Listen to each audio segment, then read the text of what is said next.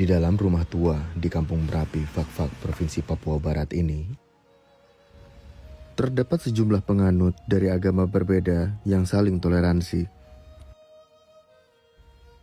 Keberagaman yang telah ada sejak lama yang biasa disebut sebagai agama keluarga. Eni Kapaur bersama kakak-kakak sepupunya yang beragama Kristen Protestan tengah mempersiapkan hidangan untuk berbuka puasa.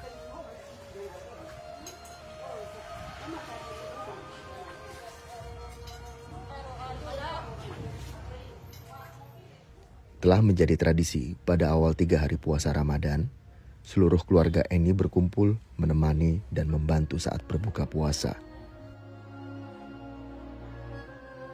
Keluarga itu rumah tua ini jadi dong bola balik Kristen, Protestan, Katolik, makanya dong tahu Adi begini kita turun bawa rica, bawa keladi, bawa petatas, baru masak kita berbuka sama-sama macam itu. Jadi saya katakan saya terharu, kenapa? Sebab setiap kali saya bikin Ramadan harus ada mereka. Mau Idul Fitri pun mereka datang untuk saya. Nah itu. Jadi saya tidak sendiri. Ada mereka untuk saya begitu. Dan jadi kalau kita bicara ini tuh bukan bicara-bicara tidak, tapi itu sudah hari-hari saya sudah biasa.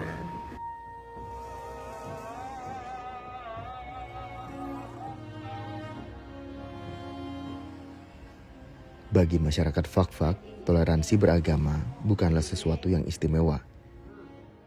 Karena kebiasaan yang telah diturunkan dari para leluhur ini sudah mendarah daging bagi mereka.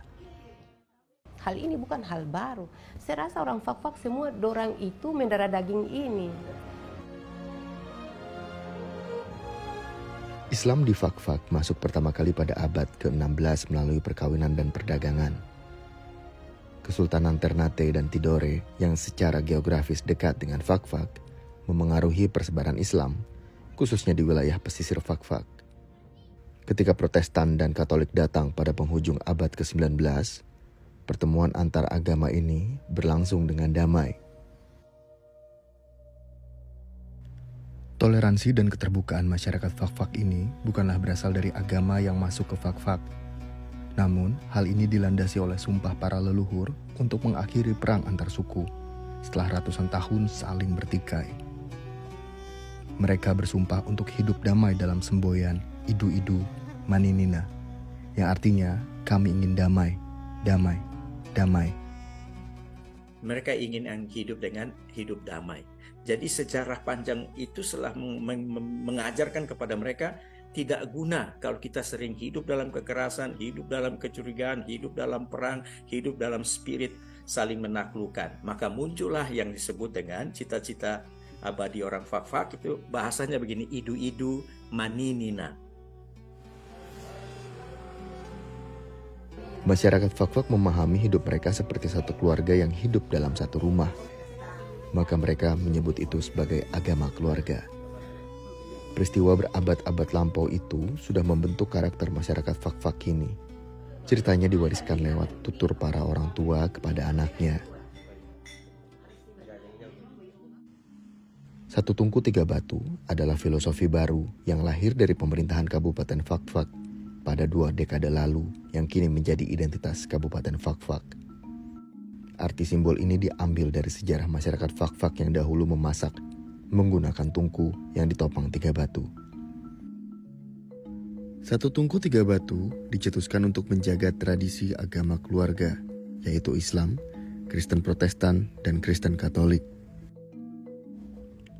Filosofi ini khususnya ditunjukkan kepada kaum muda yang dianggap sejumlah kalangan sudah mulai melupakan pesan toleransi dari leluhur. Kita kan anak muda ini tidak mengalami sejak tidak terlibat. Harus kita kasih tahu mereka bahwa di dinas pendidikan juga saya bilang bapak-bapak ini guru-guru harus diajarkan ini budaya hidup orang Fak-Fak. Saya tunggu 3 batu. Tapi saya yakin tidak semua untuk anak muda terpengaruh. Itu cuma kurang daripada kita yang tua, orang sudah tua ini menyampaikan juga pada generasi muda. Sampai saat ini masih berjalan filosofi Tungku 3 Batu ini. Soalnya contoh kemarin kan yang di peresmian gereja kemarin Islam terlibat dalam peresmian gereja tersebut. Terus kalau dilihat di kota ini, untuk masuk bulan Ramadan ini, pemuda-pemuda gereja bantu untuk amankan masjid, depan-depan masjid. Terus ada pembagian tajil dari umat Kristiani. Dalam perjalanannya, pemaknaan Satu Tungku Tiga Batu mengalami perkembangan dan ketidakpastian, sehingga menimbulkan kebingungan pada masyarakat tentang arti sebenarnya. Narasi-narasi baru atau pemaknaan baru itu cenderung menimbulkan problem krisis nilai, karena itu tadi terjadi politisasi terhadap simbol-simbol budaya kan, ada semacam politik akomodasionis ya, yang pada akhirnya mengorbankan hal-hal yang bersifat kualitatif misalnya begitu.